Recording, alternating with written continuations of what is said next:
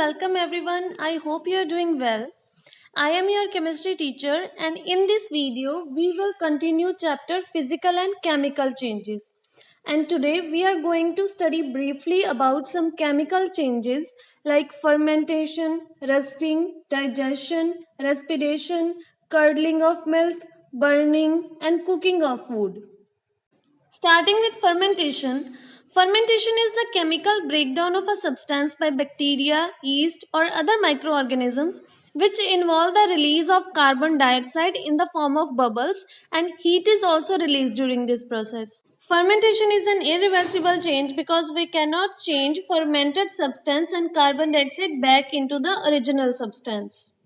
It is an endothermic process because the amount of heat absorbed to carry out this process is more than the amount of heat evolved in this process. The fermentation can be desirable or undesirable. For example, the fermentation of bread dough, idli, and dosa batter and that of sugar solution to produce alcohol are desirable because bread, idli, and dosa are used as food items and the alcohol produced by fermentation is used in the manufacture of perfumes, sanitizers, medicines, etc. But if the juice gets fermented, it becomes sour, unfit for drinking, and it leads to the spoilage of the fruit juice.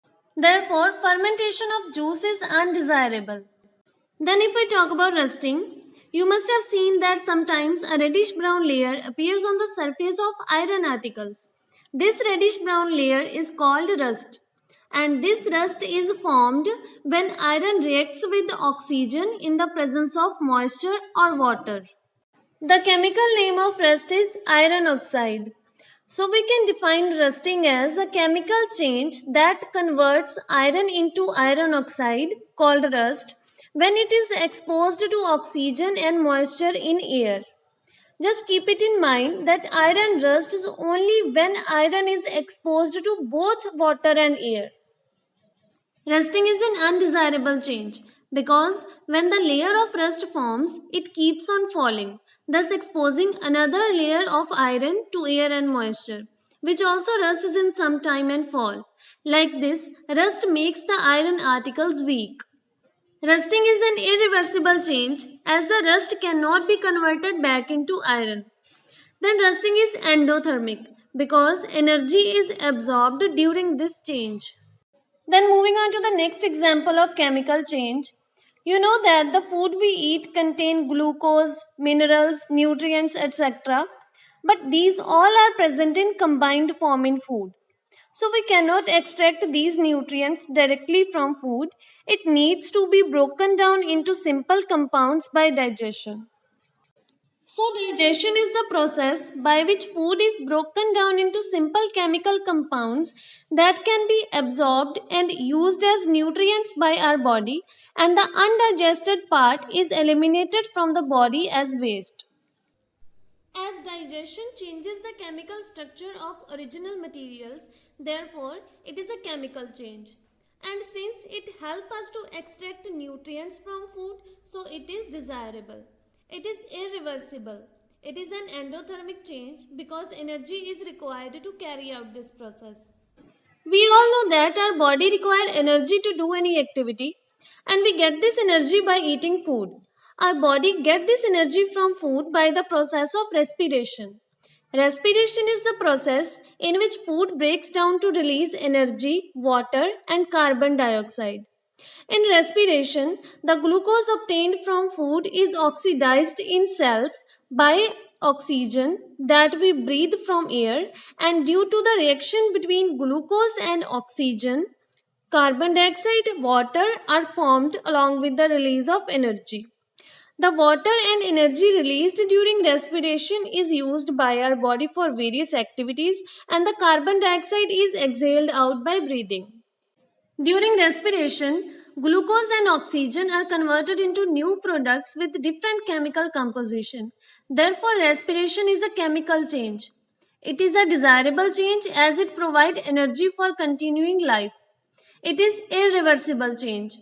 And as energy is released during respiration, hence it is exothermic change.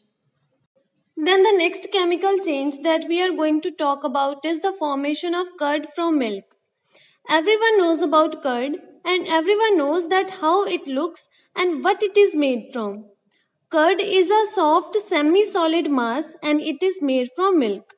Thus we can define curdling as the process by which a liquid changes into a soft semi-solid mass.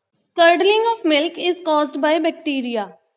The curd is prepared by adding a very small quantity of curd called the sample curd to the bowl containing warm milk. The milk is stirred well, then the bowl is covered with the lid and is kept undisturbed for few hours to get curd. The adding of sample curd to milk helps to grow some kind of bacteria in it which enables conversion of milk into curd. The chemical composition of curd is different from milk, so it is considered as different substance than milk. Therefore, curdling of milk is a chemical change.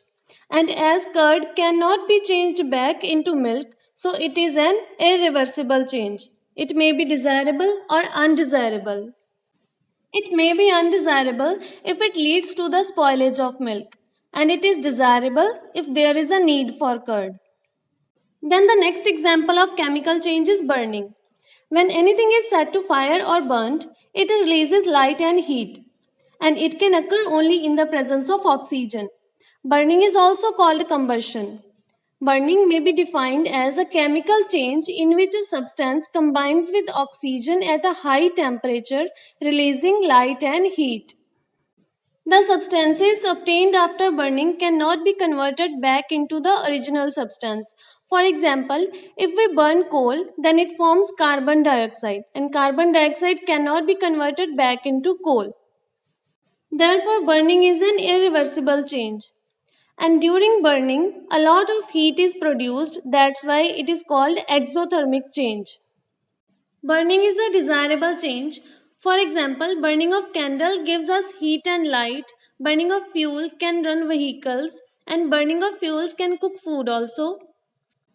Then cooking of food is also a chemical change because cooked food has totally different chemical composition than the raw food. Once cooked, the cooked vegetables cannot be converted back into raw vegetable and spices. Like this, no any cooked food can be changed back into its original ingredients. So it is an irreversible change. Food absorbs the heat energy supplied to it to get cooked. Hence, it is an endothermic change. And you know very well that it is a desirable change. Then boiling of egg is also a chemical change because the chemical composition of a boiled egg is different from that of a raw egg. Since it is impossible to convert boiled egg back into the raw egg, therefore it is irreversible change. An egg absorbs heat to get boiled, therefore it is endothermic change. It is a desirable change because eating boiled egg provides us proteins.